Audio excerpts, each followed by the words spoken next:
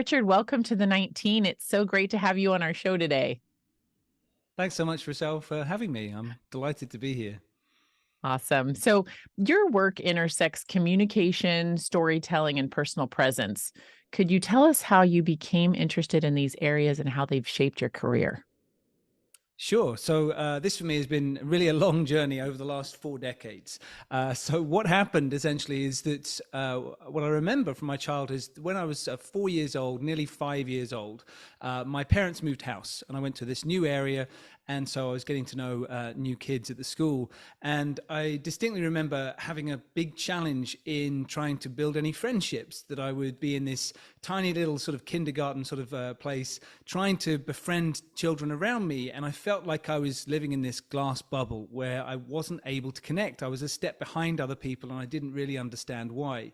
And so over a period of a few years since then, I quickly realized that I was shy as a child. I would often be introduced as the shy child. And I later in my 20s maybe realized that I'm very introverted. So there's this big sort of spectrum between introvert and extrovert. I'm very introverted. And actually to the point where I went on a personal development workshop in London, and the guy running it, he held up a form at the front and he said, a few people haven't arrived here today, and here's a form of someone who would never show up to an event like this. Look at how introverted this person is. And I said, you're holding my form. And he said, no, really? I said, yes, that's me. And so I quickly realized that. But it wasn't actually until last year that I was diagnosed as being autistic, which was sort of a big surprise to me, but also a revelation of suddenly understanding how I'd always felt like I was almost from the outside looking in on communication, trying to figure out where's the on-ramp? How do I take part in these conversations? And so this led to a fascination in my early years of trying to figure out communication. And so from the age of about 16 years old, I started reading books on every type of communication around body language, tone of voice, stage presence, gravitas, anything I could learn, and read something like around 200 books or more in the period of about 5 or 6 years. And meantime, when all my friends were going off to university, I decided I would do something else. And I ended up volunteering to be a teacher overseas, where I went to quite a remote place in the foothills of the Himalayas, where I was living in a Tibetan monastery, teaching English to Tibetan monks. And they'd never had a teacher there before. So what I didn't realize, what I was surprised by, is when I arrived there, they didn't speak a single word of English. They didn't know how to say hello in English, nothing at all. And so I was in this position of living with them, completely cut off from the outside world. This was before the days of the internet. They didn't have mobile phones. If someone wanted to send me a letter, it took them 6 weeks to send a letter from the UK to this monastery, Wow. and 6 weeks to get a reply. So that's 3 months to get a reply from anybody. And so I was there living with them, communicating entirely non-verbally, using body language and tone of voice to express myself and communicating lessons with them. And by the end of 6 months, we managed to get to a place where they could speak a good conversation in English. And Mhm. I learned how to speak Nepali back to them, which happened to be the most easy to learn language of the area. And I came back to the UK just fascinated by this, thinking, wow, there's so much you can do with nonverbal communication. I studied acting at a London acting school for 3 years, learning more about how to sit, stand, breathe, move, and speak in a way that you can connect with someone on stage and inspire or engage an audience. And then just as a hobby, I set up my business. And so I was getting a haircut one day, talking to my hairdresser about things I was doing. And he said, would you teach my hairdressers how to communicate with their clients? And I'll give you a free haircut. And I said, okay. And I went and did it and they loved it. And then pretty soon someone called me up and said, I'm the head of an engineering company. And, I've just had my hair cut today. My hairdresser said, you're this communication expert. Could you teach our team? And here I am 23 years later after that free haircut. And my team have trained about 120,000 people. We work all the way around the world. We get about 2,000 bookings per year for people who want to work Wow. with us.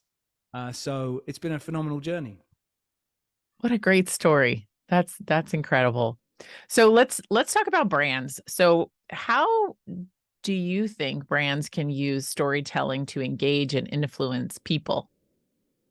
So the key piece, if we start with what people are doing wrong, the key piece that I see with brands and businesses failing to achieve this through storytelling is that what they tend to do is that they will claim that they as a company or their product or their service is amazing and it's going to come into your life and fix things for you and make your life better.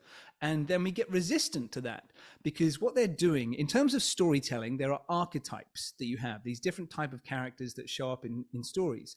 And as soon as they're doing that, they are suggesting that they are this heroic figure, a heroic brand, heroic product or service that will make your life better. Now, if you think about it, what does that make the person buying it? If you're buying that, it means that you are acknowledging that you are a victim in your life. You're a victim and you need this heroic brand to step into your life and save you. And people don't like being led to feel that they're a victim. They also don't want to feel like they're the villain in their life as well. Because, you know, the brand could almost be suggesting, well, you know, your life's in a mess because of you. So let us come in there with a product or service that will save you. We don't like that. What we actually want, and this is how storytelling can be so engaging for a brand, is that they position you as the hero at the center of your own life story. And they speak to you through that and they say, look, you know, in your life, you have challenges. You've got goals that you want to achieve. Of course you have. And that's what life's all about. And that's the kind of story that's going on in our minds every single day. We wake up in the morning, we think, okay, I've got certain challenges and concerns. I've got things I'd like to achieve. And we go on this journey of this story. And so brands can connect with you, not by being a hero that steps in and says, we'll take over for you, but instead by being the mentor. So the mentor is that character that shows up. If we take sort of the classic example that people worldwide would recognize, let's say we take Harry Potter. So in Harry Potter, Harry has challenges. He's living under the stairs. Nobody likes him. And he's treated very poorly. And his goal ultimately is that sense of purpose that he wants. And then he figures out he's a wizard. He learns about Voldemort. And his purpose becomes to overcome the dark side of the Force, if you like. And so he's going on that journey, and then he has mentors that step in. So he has the mentoring from Dumbledore, and he gets mentoring from Sirius Black that lead him towards where he wants to be. And if you take the example of Sirius Black, he loves him so much, so dearly. He's the person that he loves most on the earth, partly because of that mentoring approach. Sirius doesn't say, I'm going to step in and make your life better. He helps him make his own life better. And so that's where brands can do this. If they position themselves as a mentor, saying, look, if you need a little something here and there that's going to help you get you from your challenges to where you want to get, we're here. We understand you. We know who you are. We know where you're going. And if you want us to give you something that's going to help you on your journey, here we are. I love that. I love that analogy too. So what does it look like to have effective communication between a brand and its target audience? Can you kind of share a little bit about that? Yeah, so I'm sure that, you know, anybody listening to this podcast will know that, you know, brand is what people say about you when you're not in the room. And so if you think about that, the key piece to remember is, how do people feel? And the quickest way to generate a feeling with people is to get them to connect with you, but also get them to connect with your story and some kind of emotion. And so communication essentially breaks down in any situation, breaks down to know, do, and feel. So you can think about anything that you're going to say in an interaction, whether that's through marketing or it's through a day-to-day meeting. You can think about it through know, do, feel. What do you want them to know? What do you want them to do? And how do you want them to feel about it? And loads of people approach meetings thinking, I know what I want you to know, and I know what I want you to do. And that's all they've thought about. And the people feel like they're being told off, or they feel like they are being criticized in some way, or they just feel disappointed and so on. So it all needs to be focused on, how do I want that person to feel about our brand, about our company products and services, and everything needs to be targeted towards that particular feeling, because that way, that's what they're really going to communicate. And you can get there much more easily through the power of story. So for example, you know, even if I say to you, Rochelle, you know, I'd like to take you through a spreadsheet of bullet points about my company, instantly there's a sense of, oh goodness, I feel bored already. Here we go again. Yeah. Whereas if I say to you, Rochelle, you know, I'd like to talk about my company. Can I just tell you a story? Instantly you think, yes, of course. Sure. Thank goodness someone's finally going to tell me a story, and a different part of your brain lights up and engages, and therefore you're much more likely to want to connect. The key behind that as well, in terms of getting a brand to connect with its audience, something that's so important right now is trust. Mm. Trust is critical. And in order to be trustworthy in communication, there is a key to make sure that there's not just that sense of polish that maybe people years ago thought, if we just look really polished, then maybe we'll get away with things. Mm-hmm. But these days, it's just critical in your communication that you're honest with people. I think it was Warren Buffett who said it takes a lifetime to build your reputation and 5 minutes to ruin it. And so, if you do something wrong, say, we did something wrong, and we're looking into it, and we're Mm-hmm. here, and we are listening, and we're going to make things right. So being honest, apologizing when things go wrong, and deeply listening as well. And if a brand can listen to people, not just talk to them and say, we want you to think this and believe this, but actually listen, then people feel like they are a part of the conversation. They feel like they're part of the story. They think, wow, they're taking me on a journey. I feel like I'm part of this, which we can do now more than ever, because you've got social media where people Yes. express what they feel about brands very vocally, very openly every day. So you mentioned social media, which brings me to my next question, which is how can people incorporate human connection in this digital world? So everything's digital, everything's online, we're seeing less in person. How do you think that they can really make a connection when everything's going digital? Yeah, it's a great question. So I was actually booked to go and work at a digital marketing conference, Mm-hmm. and this was a few years ago. And there was maybe 10 different speakers on the bill for the day, and they put me first. And I think that they put me first because they thought, oh, Richard's an energizing speaker. He'll wake everybody else up, and then we'll get on with the digital marketing. And so I was approaching this thinking, I don't want to be just a warm-up speaker. I really want to engage with people, but my area is all about human-to-human communication. I thought, what can I do? And I thought, I know, I will theme my talk all around people buy from people. And so I talked about that sense of the human connection that has to be there no matter what type of marketing you do. People buy from people. And I was so delighted that I came off the stage, the next person came up, and every single person between my talk and lunchtime referred to my talk at some point during theirs. So they said, as Richard was saying earlier, people really buy from people. And so I thought, I'm really pleased that I've threaded that idea through for them. But if you really want to have that connection, people buying from people, then we need to think about the different levels of connection that you can go through when we think about, well, how am I connecting with another human being? So the three levels I talk about with this is about data, feelings, and values.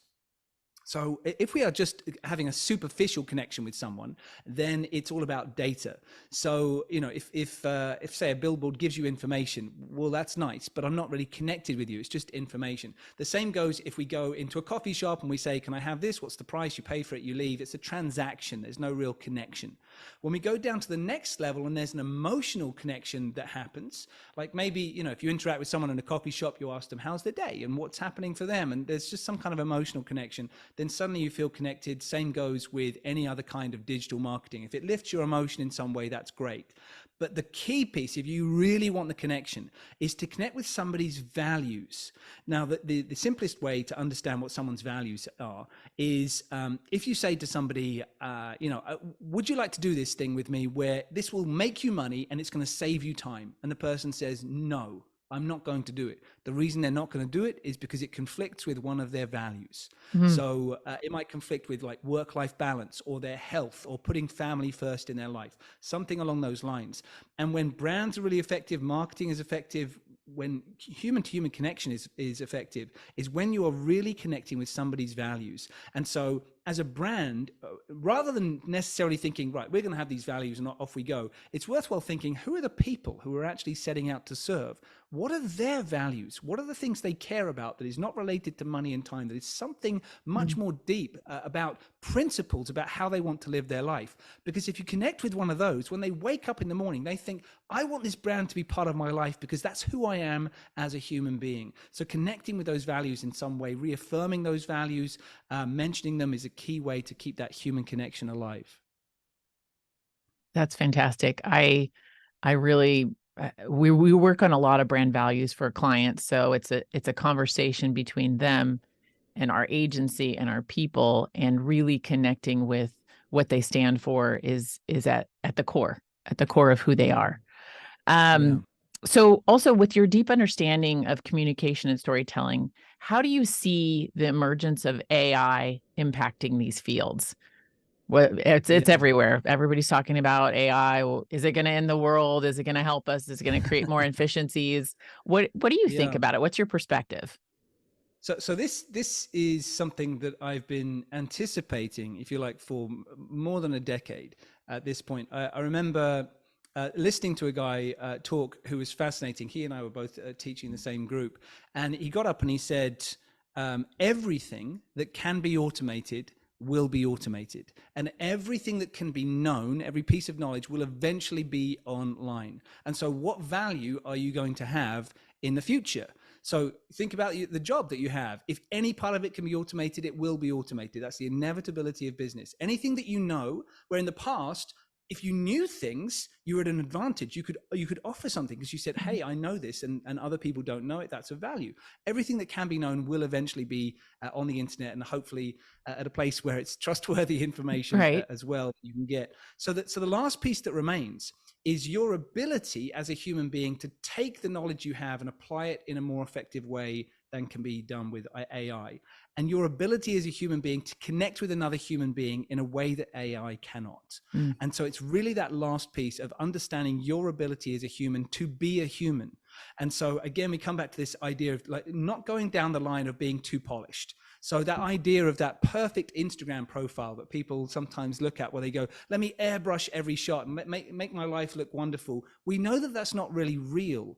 And that's the sort of thing that maybe we can expect from AI, although I expect AI will get intelligent enough to mimic whatever looks the most human-like form of Mm-hmm. structure on social media in different places. But I come back to Robert McKee. Now, Robert McKee is the godfather of storytelling in Hollywood. His students have won more than 60 Academy Awards, 200 Golden Globes, and so on. And he always said, when it comes to storytelling, that there is not a formula. There is a form, by which he means a structure, but there's not a formula. And so if AI goes down the route of saying, okay, here's a formula of what makes an amazing sales letter, here's a formula of what makes an amazing brand, an amazing story, and so on, we could be in a position where we might look at it and think, okay, I can see where you're going with that, and there's some interest in that, but it doesn't feel real. And what we're looking for is something that feels like a real, tangible human connection. Mm. And so I would always encourage people to say that if you want to be relevant and important in the future, working on your human to human ability to connect and communicate with people is the place where you're going to stand out.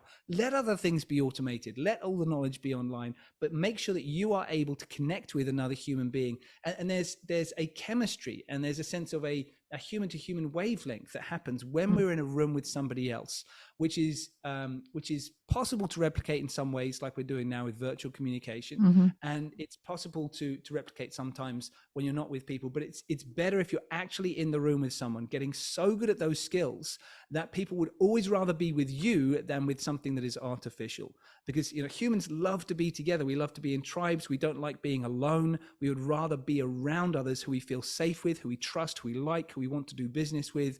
And so if you engender that sense of trust with people and you deserve it, then you're always going to be that step ahead of the way that people feel. Because if you think about how people feel about AI, there's tremendous fear. People have this tremendous sense of distrust about it. So if you go to a position of being a human who is trustworthy, then you're going to stand out against AI. Yeah. I think that's true in marketing, but I think it's true just in life, right? In general, and being with people, families. Yeah. It goes beyond that human connection. So, how can creating a personal connection set a brand apart from others? And you touched on this a little bit earlier, but could you share any examples of brands that have done this exceptionally well? Yeah, so if you want to look at a simple example that hopefully everybody would recognize, thinking about the difference between a personal connection and a brand, just go on to social media and look at how many people follow Richard Branson. So Richard Branson, say on Instagram, has got about 5 million followers. Then go and look at how many people connect with Virgin, his company, on Instagram. And he has 25 times the number of followers than his company has. Well, his company's got thousands and thousands of people with hundreds of brands that he's got underneath that. and there's only like 200,000 followers versus his 5 million. And so that's what we engage with. We actually engage with a person. Well, why is that happening for Richard Branson? Well, what he's done throughout his career is that he has told stories. He's written some terrific books that include incredible stories about what he's done and the challenges he's been through, and he's shared those in interviews and so on. And so people have a connection with him in a way that they don't with a brand, if you like. And for me, I also find this is true, where I'll often find we'll be working with a company, and the reason they've decided to work with us is they go, oh yeah, the guy who lived in the monastery, let's yeah, we want to work with him. And even if, like, say, if members of my team have been working with a client for months or even years sometimes before I show up and do an event for them, when I walk through the door, they go, that's the guy who lived in the monastery. Because the remember rest of that. my team have told that story as part of Yeah. the brand, as part of getting to know us. And to give you an example of how we've taken that then for a client, there was a lady, we always talk to people about, like, what is your story? What is the reason you do what you do? Because that's the power of Richard Branson's story. That's the power of the monk's story that I tell. And so I always say to people, why do you do what you do? Tell that story, because that's what we really care about. That's how we know if we're going to like you, trust you, do business with you. And so there was a lady who was working for a pharmaceutical company where she was in a medical science liaison role, which means that it's a non-sales role, non-commercial. She's just there to discuss the latest science with the best key opinion leaders. And she was working in oncology, so dealing with cancer specialists. And she and her whole team were saying it's so hard to get in the room and get anyone to trust us or give us 5 minutes of their time. We'll show up. They've said we've got a 30-minute meeting with them, and they'll say, okay, you've got 3 minutes. What are you going to tell me? And so we said to her, why do you do what you do? And she said, I haven't got a story yet. There's no story I could tell. I said, just tell me for a moment. Why do you do what you do? And she said, well, when I was 5 years old, I lost my grandparents to cancer. And since then, I've lost two other members of my family to cancer as well. That's why I've been working in this profession for the last 20 years. I've dedicated all of my time and energy to finding the latest data about cancer treatment so I can help as many people as possible survive and thrive despite what their diagnosis may have been. And we stopped her and said, that's an extraordinary story. She said, really? I'd never thought about sharing that. And I said, if you share why you do what you do, people will be much more compelled to have the next stage of the conversation with you, because they now know why you're sharing data rather than thinking this is dull data. There's a purpose behind it. So that's the way that people can just keep creating that personal connection, is let people know truly why you do what you do. Do you find that people are hesitant to think their story is special or different when you talk to them? Yeah, absolutely. I mean, I think people in general just think, oh, well, there's celebrities out there who've got these amazing stories about who they are and so on. And it's just about digging in and really being honest and being willing to be vulnerable, which Brené Brown has done such a great job of opening people up to that idea of, just go out there and be vulnerable and tell your story. And so part of it is that sense of, but if I share this, is this as important or exciting as other people's stories? The great thing is it's your story. And we're not actually looking for something that is unique. You don't have to go off and live in a monastery or do anything like that. But that happens to connect with my purpose. My purpose is to help people find their voice. That's always been what it is. That's why I went to the monastery and so on. So if you just think, well, why do you really care about what you do? And sometimes even people say, I'm not sure if I really do care about being the project manager of X company and so on. And I'll say to them, okay, so come back to your values. What is your way of treating people? How are you going to treat people? And why do you want to treat them that way? And if you share that, then people again get to know how you're motivated, what your intentions are, and how you're likely to show up for them. And that's what they really care about, is that it's just, again, connecting with those values, connecting with the truth of who you are. And that's what makes them want to be in business with you, or even build a friendship or a personal relationship with you, because they understand the core of you. I love that. So whether we like it or not, we're always marketing to our internal teams at our companies and our external audiences. What role do you believe that leaders play in ensuring that a company's marketing message aligns with its mission, vision, and values?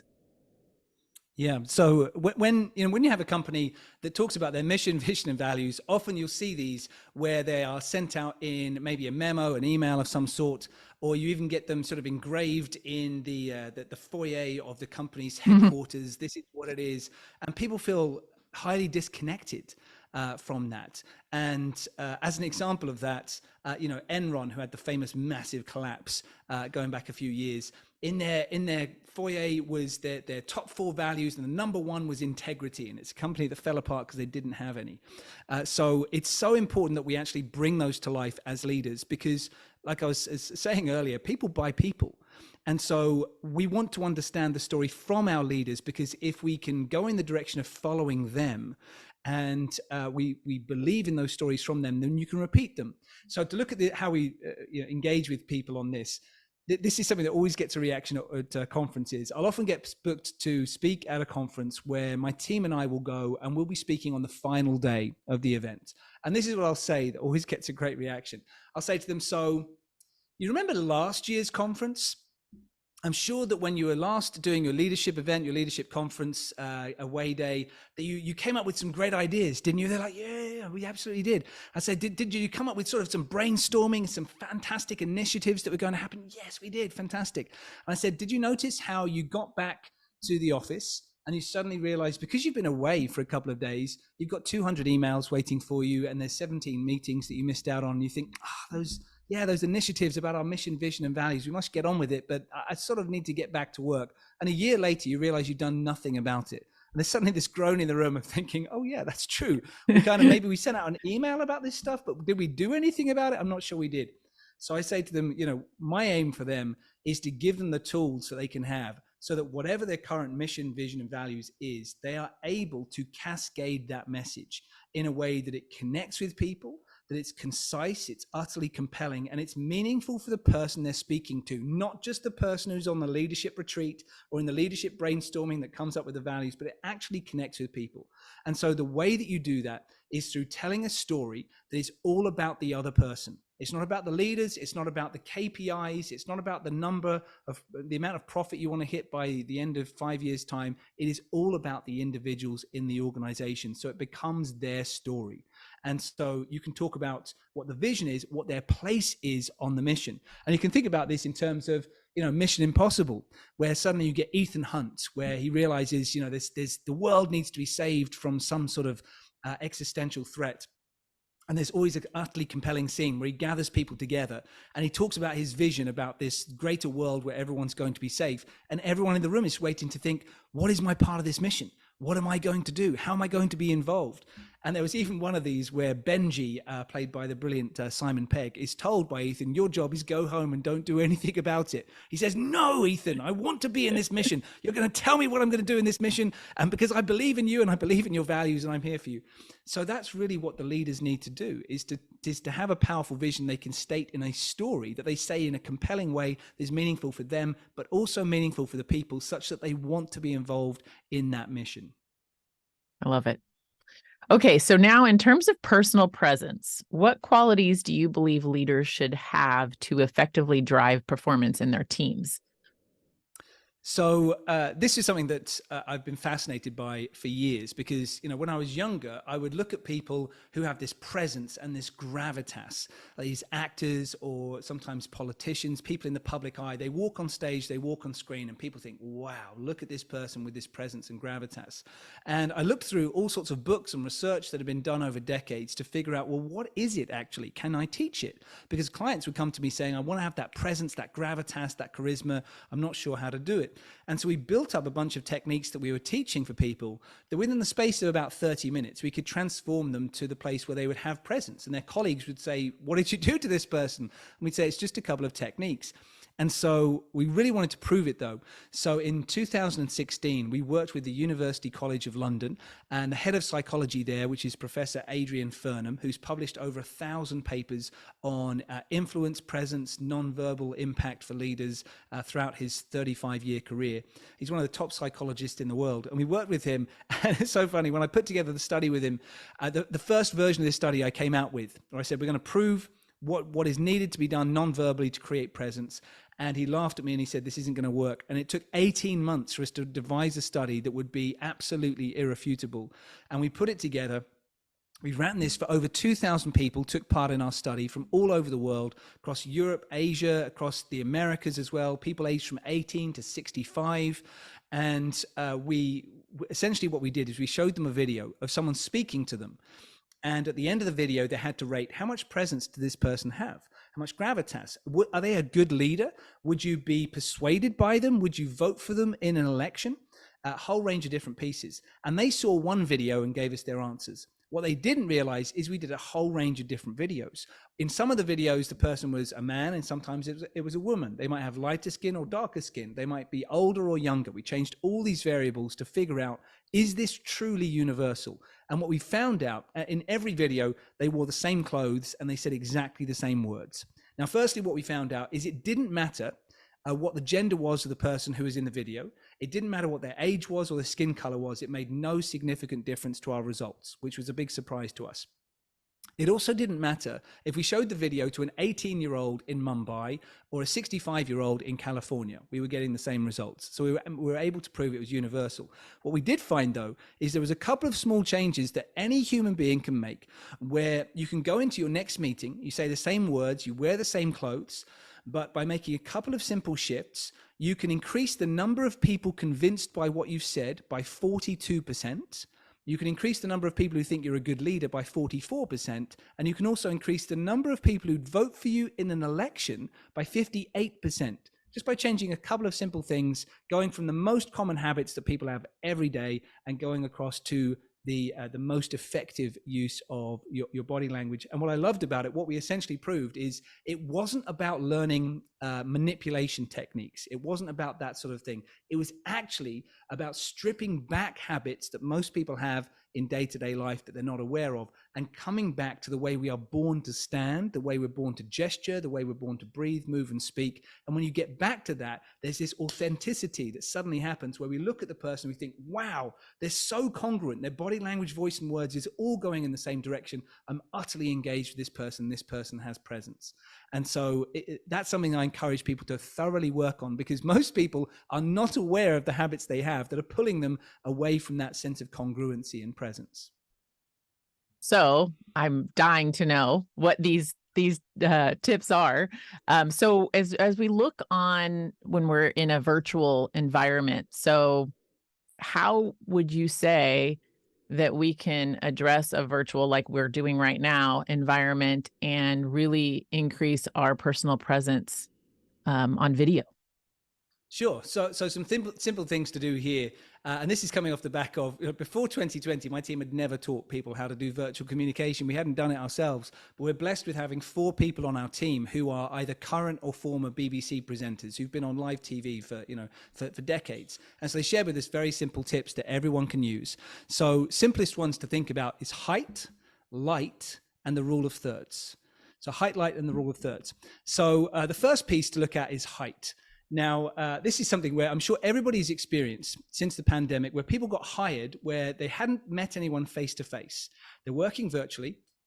And then eventually one day you come into the office and you look at people who think, wow, you're much taller than I thought you'd be. You're much shorter than I thought you'd be.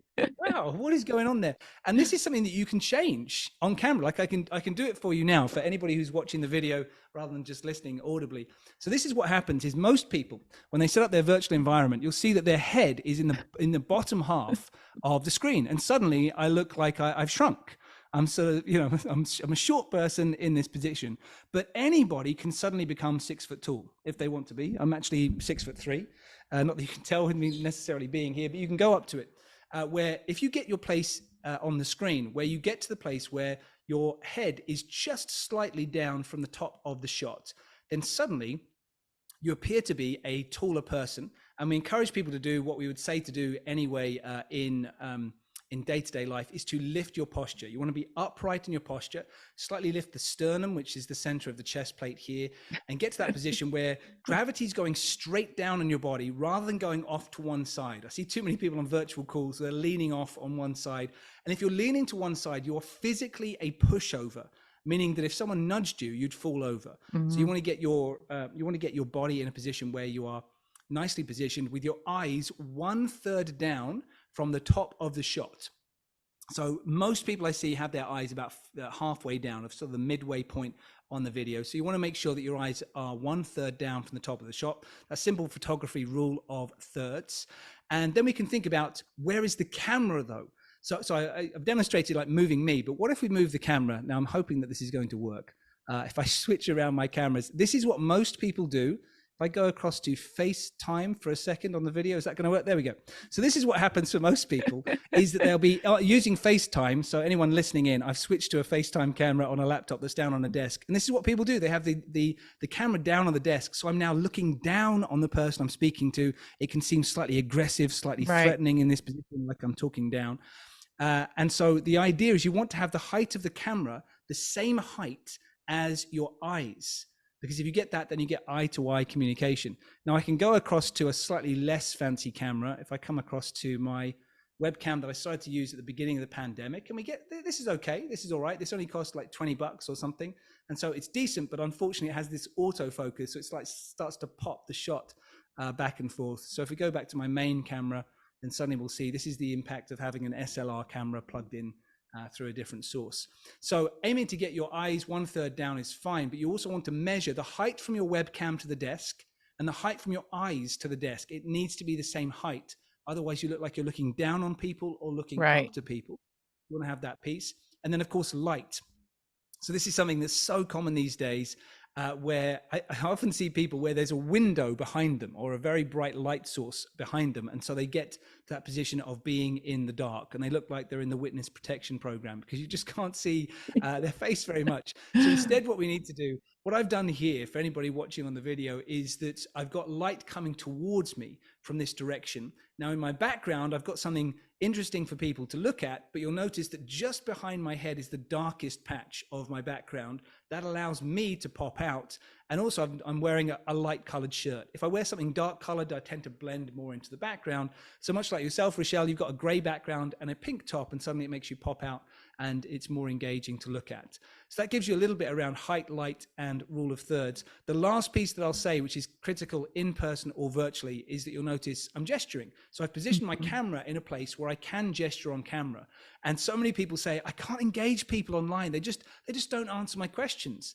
And I say to them, have you positioned your camera such that people can see your hands? Because if you're in person, what you'll do is you'll gesture and say, hey, do you have any thoughts on this? What are your thoughts? Who wants to contribute to this part of the conversation? And you show them palms up, and people know that palms up means you're invited into the conversation. But if you're in a position where people can't see your hands, you say, who wants to join this conversation? Who's got some thoughts? They'll look at you and think, I'm not seeing the signal. There's no palms up. Right. So subconsciously, I'm not going to respond. It's a rhetorical question.